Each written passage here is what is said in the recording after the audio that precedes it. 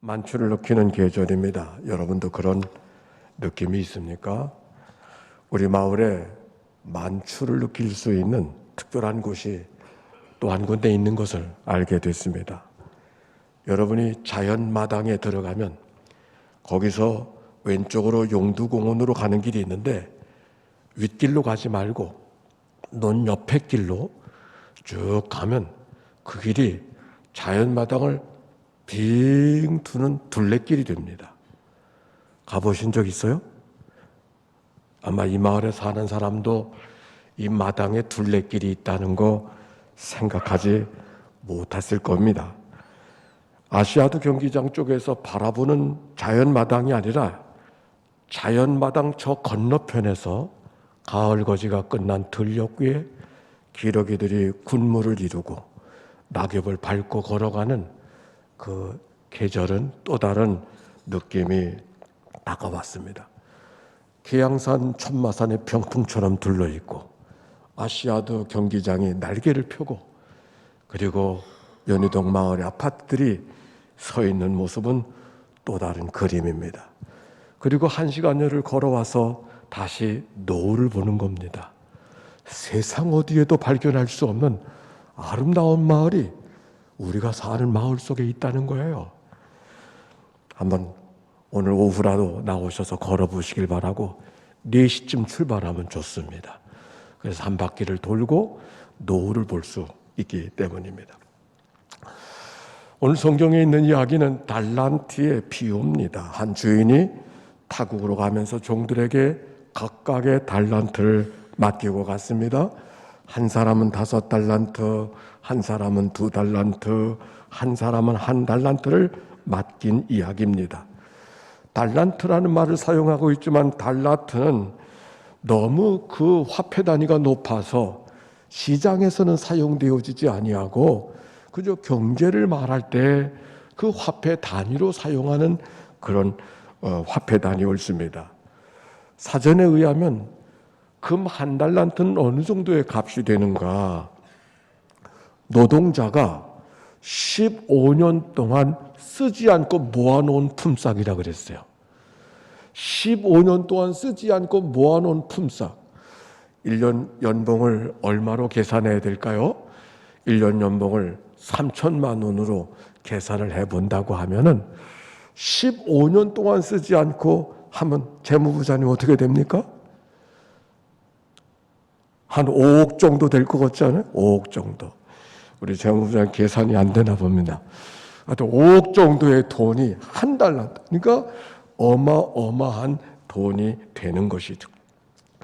그런데 그 주인이 그가 돌아와서 종들과 회개하고 있습니다. 5달란트 받은 사람이 와서 내가 열심히 일을 해서 5달란트를 남겼습니다.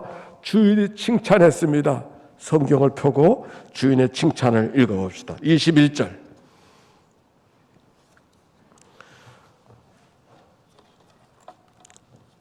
같이 읽읍시다. 시작. 그 주인이 이르되 잘하였도다 착하고 충성된 종아 내가 적은 일에 충성하였음에 내가 많은 것을 네게 맡기리니 내 주인의 즐거움에 참여할지어다 하고 2달란트 받던 사람이 와서 보고합니다. 내가 열심히 일을 하고 2달란트를 더 남겼습니다. 역시 칭찬을 했습니다. 뭐라고 칭찬합니까? 23절 시작.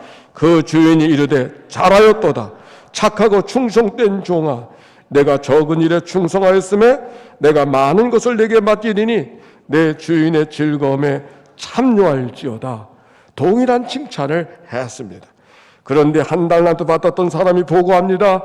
제가 혹시 주인에게 손해를 끼칠까요? 두려워 땅에 잘 묻었다가 다시 가지고 왔습니다. 보소서 당신이 내게 줬던 것 그대로입니다. 그런데 주인이 뜻밖의 이렇게 말합니다. 26절입니다. 시작. 그 주인이 대답하여 이르되 악하고 게으른 종아 나는 심지 않은 데서 거두고 해치지 않은 데서 모으는 줄로 네가 알았느냐 한 절도 그러면 내가 마땅히 내 돈을 취리하는 자들에게 맡겼다고 내가 돌아와서 내 원금과 이자를 받게 하였을 것이니라 하고 그에게서 그 1달란트를 빼앗아 10달란트 가진 자에게 주라 말씀하셨습니다. 이게 달란트의 비유입니다. 우리는 이 말씀을 통해 저도 여러 번 설교했고 여러분도 많은 설교를 들었을 겁니다.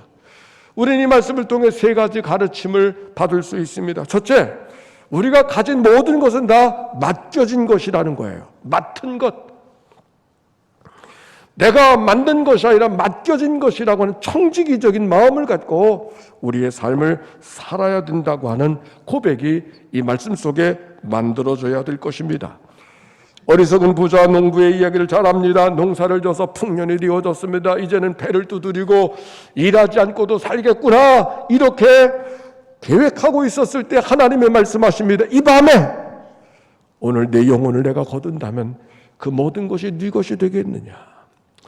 우리는 하나님께서 주신 것이고 하나님이 거두실 수 있음을 늘 기억하고 살아가야 됨을 오늘 말씀을 통하여 깨달을 수 있는 것입니다. 그러기에 욥의 고백처는 주신 자도 여호와요 거두실 자도 여호와니 여호와 이름이 찬송을 받으실지어다. 이것이 우리의 고백이 되어야 할 것입니다. 두 번째, 종들에게 달란트를 남겨주었는데 오늘 성경에 보니까 각각 그 재능대로 받았다고 하는 것입니다.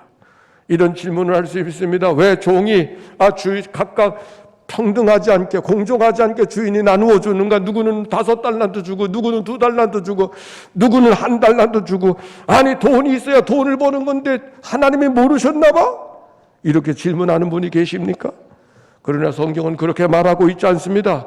성경의 말씀은 각각 그 재능대로 그가 감당할 수 있을 만큼을 그에게 허락해 주셨음을 성경이 분명히 이야기하고 있습니다. 요즘에 한국은 어떤지 모르겠어요. 제가 미국에서 목회할 때 그 사람들을 회사에서 채용할 때에는 이력서를 받게 되어지는데 이력서에 사진을 붙이지 않습니다. 뿐만 아니라 성별을 묻지 않습니다. 남자나 여자나 묻지 않아요. 다만 이 일을 할 수 있는가만 그것을 판가름하게 되어 채용을 합니다.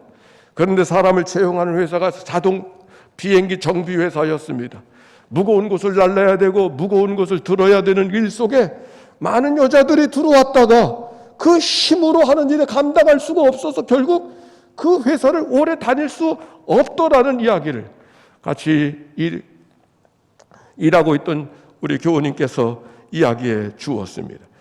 공정하다고 하는 것은 똑같은 분량을 주는 것이 공정한 것이 아닙니다. 그에게 적절하게 맡겨진 대로 할 수 있는 일들을 주는 것이 지혜로운 일일 것입니다. 오늘 성경은 바로 그것을 말하고 있습니다. 받은 사람은 각각 다른 것을 받았지만 그러나 그들에게는 적절한 것을 받았음을 각각 그 재능대로의 말씀 속에 담겨 있는 의미였습니다. 세 번째, 맡은 자들의 구할 것은 충성임을 오늘 성경을 통하여 발견합니다. 내게 주어진 것이 무엇이든지 2달란트 받은 사람이 충성해서 또 다른 2달란트, 5달란트 받은 사람이 충성해서 5달란트를 남기게 되었을 때 주인이 그들을 칭찬하고 있었습니다. 그래서 하나님께서 충성된 자들에게 더 맡기시는 것이 하나님의 마음이라고, 주인의 마음이라고 우리가 기억하고, 맡은 자들의 구할 것은 충성이라고. 요셉이 보디발의 총무로서 열심히 충성했기 때문에 애굽의 총리 대신이 되지 않았는가? 모세가 미디안의 광야에서 장인의 양무리에게 충성했기에 이스라엘 백성의 목자가 되지 않았는가? 우리가 맡은 것이 무엇인데 충성하게 될 때 하나님께서 더 귀한 일을 맡기실 것이라는 말씀을 분명 이 말씀을 설교를 통하여 들은 바가 있을 것입니다. 그런데 오늘 다시 달란트의 비유를 다시 대하면서 오늘 말씀 속에 정말 성경이 우리에게 남겨주려고 하는 말씀이 어디에 있는가 하는 것을 다시 찾아보기를 원합니다. 먼저 이 말씀 달란트의 비유 속에 주인공이 누굴까? 5달란트 받은 사람일까? 2달란트 받은 사람일까? 아니면 1달란트 받은 사람일까? 우리가 모든 영화나 스토리 속의 소설이나 주인공은 누가 주인공이에요? 처음에 멋지게 등장하는 사람이 주인공이 아니에요. 그 이야기의 마지막까지 끌고 가는 사람이 주인공이에요. 여러분, 오늘 달란트의 비유에 마지막까지 끌고 가는 사람이 누굽니까? 5달란트도 2달란트 아니에요. 한 달란트 받았던 사람이 마지막까지 이 이야기를 끌고 가고 있어요. 우리는 한 달란트 받은 사람에게 하셨던 주인의 이야기, 한 달란트 받았던 사람이 책망받는 이야기가 어디에 있는가에 우리가 주목해야 될 이유가 거기에 있는 것입니다. 종이 말합니다. 주인이여, 당신은 굳은 사람이라 두려워서 혹시 주인에게 손해를 끼칠까봐 달란트를 땅에 묻어두었다가 갖고 왔습니다. 이렇게 말했습니다. 우리가 아는 대로 1세기의 팔레스타인 땅은 오늘이 시대가 아니었을 겁니다. 정치적으로도 사회적으로도 불안한 세상, 오늘처럼 은행이 있는 것도 아니고 신용기관이 있었던 것도 아닐 것이고, 오히려 땅을 가장 안전하게 보호해주는 자리, 그것이 땅속에 묻어두는 것이었었습니다. 그가 땅에 달란트를 묻어두었다고 하는 것은 게을러서 그런 것이 아니었어요. 나름대로 자산을 안전하게 보호한다고 생각한 것입니다.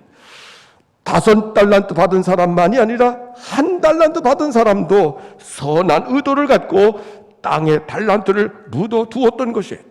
그런데 그가 책망을 받았다. 아니, 칭찬은 듣지 못할 망정 천하에 죽을지를 지은 것처럼 그렇게 책망을 받는 이유가 어디에 있는 것인가? 아니, 그것이 그렇게도 문제가 되는가? 성경은 분명히 이렇게 지적합니다. 주인의 마음을 몰랐다는 거예요. 주인의 마음을 모르는 것이 바로 이 1달란트 받은 사람의 책망거리였습니다. 주인의 마음이 어떤 마음이었는가? 오히려 주인의 마음은 종들을 대하는 칭찬 속에 담겨져 있는 것을 알게 되어져요. 이미 우리가 말씀을 읽었지만, 착하고 신실한 종아, 내가 적은 일에 충성하였음에 내가 더 많은 것을 맡기리니 따라서 합시다. 내 주인의 즐거움에 참여할지어다. 내 주인의 즐거움에 참여할지어다. 똑같은 말이 반복되고 있어요. 그래서 그에게 더 많은 것을 맡기겠다고 해서 더 많은 것을 맡긴다고 하는 것이 무언가? 그에게 주는 상이 다른 것이 아니에요. 주인의 즐거움에 더 크게 참여하는 것. 우리는 성경을 통해 무엇인 이 말씀을 알게 됩니다. 주인의 관심이 어디에 있는가? 그들이 얼마를 받았는가? 5달란트를 받았는가? 2달란트를 받았는가? 1달란트를 받았는가? 거기 주인의 관심이 있지 않아요? 그가 얼마나 남겼는가? 그것도 주인의 관심이 아니었습니다. 2달란트나 5달란트 큰 차이가 있지만 성경은 다 작은 것이라고 이야기하고 있기 때문입니다. 아니, 그들이 특별한 임무, 주어진 임무를 수행하지 못한 것 때문에 책망받았는가? 그것도 아니었습니다. 다만 한 가지, 주인의 즐거움에 참여하는 자가 되지 못했다고 하는 거예요.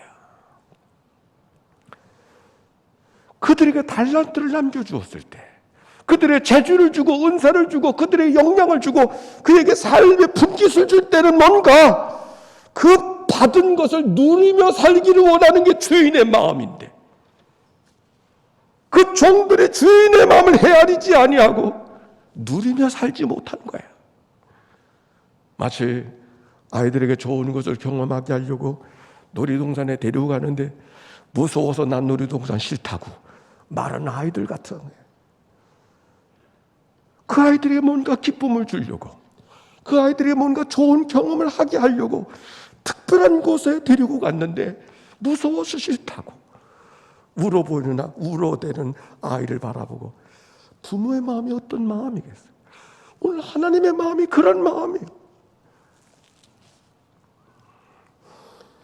여기 악한 1달란트 받은 사람에게 악하고 게으른 종아, 나는 심지 않은 데서 거두고 해치지 않은 데서 모으는 줄을 내가 알지 못했느냐?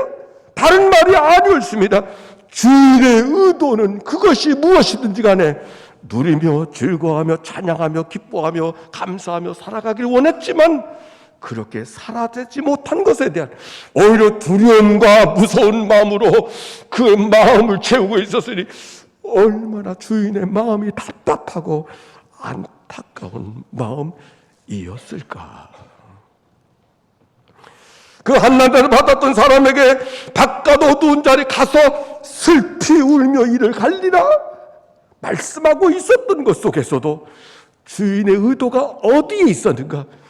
즐거움과 전혀 반대, 기쁨과 전혀 반대 언어가 이 말씀 속에 표현되고 있는 것이죠.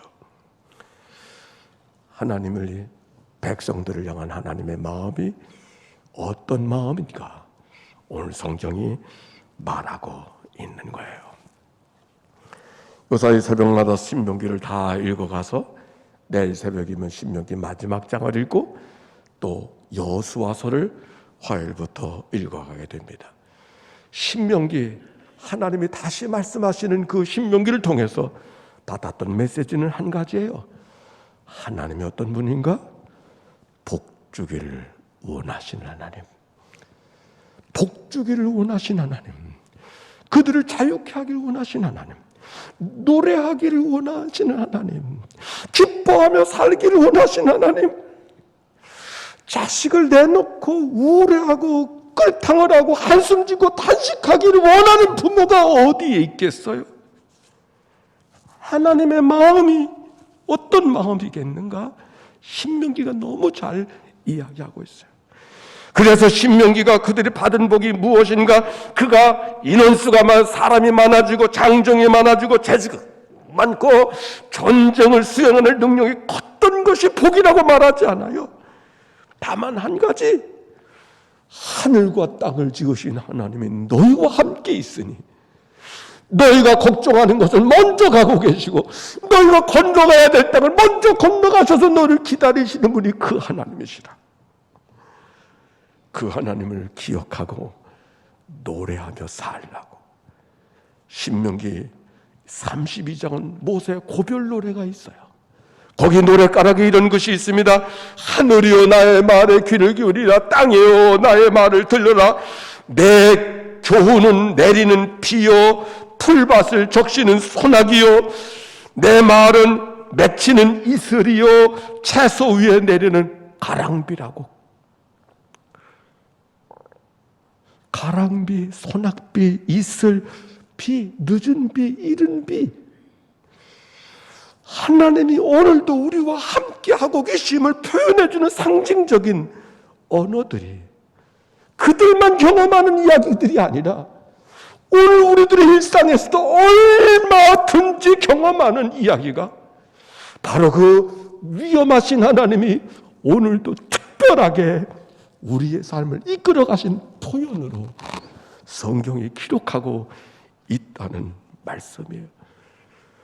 달란트의 비유는 달란트를 받은 사람들, 어떤 사람들의 이야기가 아니라 하나님의 것으로 갖고 그 생명 갖고 살고 그 구원의 은혜로 살아가는 우리 모두가 하나님 앞에 살아가야 될 삶의 모습이 어떤 모습이어야 되는가를 오늘 성경이 이야기하고 있는 것이죠. 오늘 여러분의 삶은 어떤 삶입니까? 세 종류의 사람이 있다고 합니다. 있음에도 불구하고 감사할 줄 모르는 사람, 있을 때만 감사하는 사람, 있는 게 부족해도 감사하는 사람. 여러분은 누굽니까? 위대하신 하나님을 찬송할 수 있는 것은 내가 무엇이 있기 때문에, 어떤 것들이 특별한 것이 있기 때문에, 아니 특별한 과업을 진행하고 있기 때문에만이 아니었습니다. 아무것도 없는 자리 속에서도 하나님 때문에 노래하고 찬송하고 감사하며 살아갈 줄 아는 자의 삶, 그것이 바로 우리 믿는 그리스도인의 삶의 모습이죠. 우리가 목회 주제의 말씀, 항상 기뻐하라, 쉬지 말고 기도하라, 범사에 감사하라. 우리가 항상 기뻐하지 못할 줄 너무 잘 알고 계시기 때문에 항상 기뻐하라.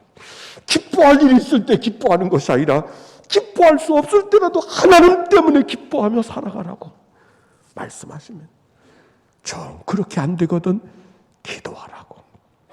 그래서 어떻게 하든지 모든 것을 감사로 바꿔갈 줄 아는 삶을 살아가야 된다고.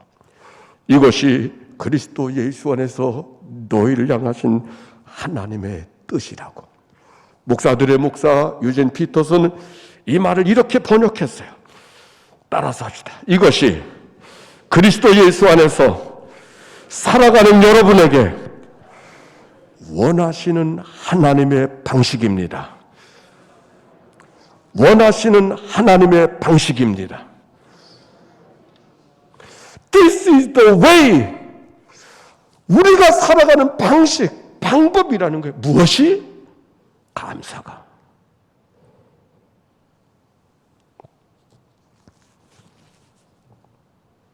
내가 나된 모습을 표현하는 것이 DNA가 나의 모습을 표현하는 것처럼 그리스도인이 그리스도인 된 모습을 무엇으로 표현하는가? 감사로 표현할 수 있다는 말이었습니다.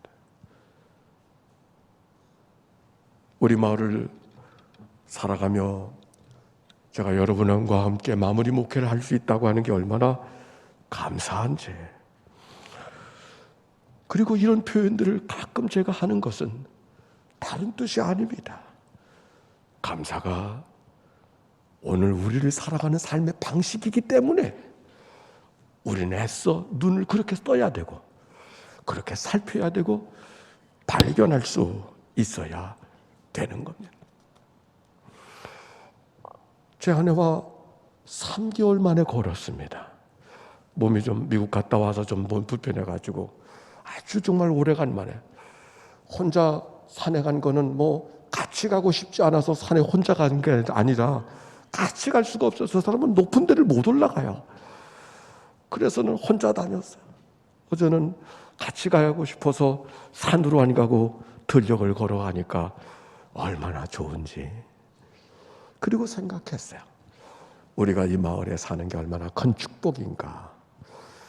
연희동 행정사무소 홈페이지에 보면 이 마을에 공원이 몇 개가 있느냐면 40개가 있어요. 40개. 아니 여기 조그만 마을에 공원이 40개래. 놀라지도 않아. 특별한 축복이에요. 근데 40개만인 줄 알았더니 거기 내가 아는 공원들이 있는데 없더라고. 정서진, 아라라 백길, 천마산, 싱하고개, 아시아드 공기장, 맛고울 공원. 보니까 49개요.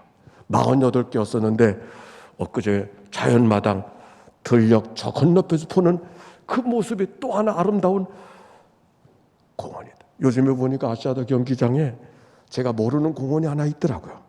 여러분 꼭 알아두세요. 강아지 공원이 있다고 그러더라고요. 강아지를 데리고 나오는 공원이 요즘에 만들어졌대요. 아직 등록되지 않은 공원이야. 이렇게까지 공원이 있는데 한 가지만 더 찾으면 50개가 되겠구나. 그런 생각을 해서 한 가지 공원을 더 찾아가는 것도 설레이는 마음이다. 그런 생각을 하게 됐어요. 당회를 준비하고 있습니다. 새로운 임원들을 모여서 젊은 임원들이 모여서 지나간 신앙의 여정을 같이 대화하게 되었습니다. 그러면서 그들이 했던 말, 내 인생의 여정 속에 교회가 그렇게 소중한 것인 것을 미처 몰랐었다고. 교회가 사건을 겪으면서 교회가 내 인생에 그렇게 소중한 것을 비로소 깨닫게 되어졌다고. 나는 부족하지만 교회가 맡겨주신 일이니까 그러므로 최선을 다해서 감당하겠다고 하는 그들의 고백을 들을 수 있었습니다. 저는 49개의 공원이 있는 우리들의 마을에 50번째 공원은 교회가 공원이 되어야 된다. 저는 그렇게 믿고 그렇게 여러분에게 기도를 요청합니다. 많은 사람들이 이 마을 속에 사는 사람들이 예배당에 찾아와서 교회 정원을 돌아가면서 하나님의 은혜를 기억하고 이 마을의 복음의 터가 일찍 자리 잡고 있었다고 하는 것을 오히려 감사하고 기뻐할 수 있는 그런 마을, 우리들의 마을이 될 수 있다면 얼마나 좋을까. 임효주라는 사람이 있습니다. 서울대학을 나오고 신학교를 거쳐 목사가 된 사람입니다. 그는 목회를 하는데 일반 목회를 하는 것이 아니라 알코올릭 가는 사람들을 목회하고 있었습니다. 제가 여러 교인들을 만나도 가장 어려운 교인들이 알코올릭이에요. 그들을 어떻게 만나서 어떻게 대화해야 될지를 제가 잘 모르겠어요. 정말 제일 힘든 교인이 알코올릭이에요. 근데 이묘주라는 사람은 그 목회하는 대상이 다 알코올릭들만 목회하니까 그 얼마나 목회가 힘들겠어요. 그러던 어떤 날 어떤 책을 읽다가 무조건 감사에 대한 이야기를 알게 되어졌고 무조건 감사하자라고 하는 삶의 방식을 취하게 되었습니다. 무조건 감사하자. 무조건 감사하자. 없어도 감사하자. 깨져도 감사하자. 병들어도 감사하자. 그런데 놀라운 일이 벌어졌습니다. 무조건 감사가 자기 안에 만들어지는 순간 자기 몸의 변화가 일어나는 것을 경험했습니다. 목회 속에 늘 스트레스 속에 늘 밥을 먹으면 설사를 해야 되는 이 피곤한 습관이 감사를 만들어가는 순간 자기 안에 그 문제가 해결되어진 자기 변화를 먼저 경험하게 되었습니다. 뿐만 아니라 오래됐던 비염도 없어지는 것을 경험하게 되어졌고 마음의 평안함을 얻게 되어졌고 사역으로 말하면 많은 스트레스가 있었지만 스트레스 속에서도 평강을 얻는 또 다른 은혜가 되어져서 일명 감사전도사가 되어져서 책도 쓰고 무조건 감사하자라고 하는 전도사가 된 것을 발견할 수 있었습니다. 그가 했던 말입니다. 이렇게 말합니다. 따라서 합시다. 감사가 능력이다. 감사가 능력이다. 주먹질을 하는 게 능력이 아니고 큰 소리 하는 게 능력이 아니고 대단한 일을 하는 게 능력이 아니라 어떤 환경 속에서도 감사하고 찬양하고 기뻐하고 즐거워하는 것이 그가 갖고 있는 최고의 능력이 감사가 능력입니다. 윌리엄 로우라고 하는 사람이 이렇게 말합니다. 우리들의 신앙생활의 최고의 승자는 다른 게 아니라 감사할 줄 아는 사람이 최고의 승자라고 말합니다. 오늘 성경의 말씀은 이렇게 마감하고 있습니다. 그 사람에게서 1달란트를 빼앗아 10달란트 가진 자에게 주라. 무릇 있는 자는 받아 풍족하게 되고 없는 자는 그 있는 것까지 빼앗기리라. 부익부 빈익빈이라는 말은 경제에서 사용하는 말이지만 오히려 우리의 신앙생활 속에 너무 잘 적용되어지는 말이 부익부 빈익빈입니다. 무슨 말인가? 하나님의 은혜를 깨닫고 은혜를 알고 은혜를 구하고 살아가는 사람은 더 큰 은혜가 그에게 찾아오지만 주신 은혜를 은혜로 모르고 살아가는 사람은 주신 은혜까지도 빼앗겨버리는 메마르고 강팍한 사람을 살아갈 수밖에 없음을 우리들의 경험을 통해 얼마든지 알기 때문입니다. 오늘 성경 하나님이 허락하신 은혜를 알고 누리며 살아갈 줄 아는 사람에게 생각지도 못했던 또 다른 하나님의 은혜가 그들에게 찾아질 것이라는 약속의 말씀이 오늘 본문에 있는 이야기입니다. 마태복음 13장 12절에도 말합니다. 무릇 있는 자는 받아 넉넉하게 되고 없는 자는 있는 것도 빼앗기리라. 주님이 말씀하셨습니다. 내게 온 것은 양으로 생명을 얻게 하고 더 풍성히 얻게 하려 함이라. 잠언서 8장 17절 말씀이 이렇게 말합니다. 따라서 합시다. 나의 사랑하는 자들이 나의 사랑을 입으며 나를 간절히 찾는 자가 나를 만날 것이니라. 나를 사랑하는 자들이 내 사랑을 입고 나를 간절히 찾는 자가 나를 만날 것이다. 감사의 계절, 감사가 삶의 방식이 되어져서 하나님의 허락하신 좋은 세상에 감사하며 즐거워하며 누리며 주의 평강 속에 축복 속에 살아가는 모든 은혜가 여러분 모두에게 임하게 되시기를 주의 이름으로 축원합니다.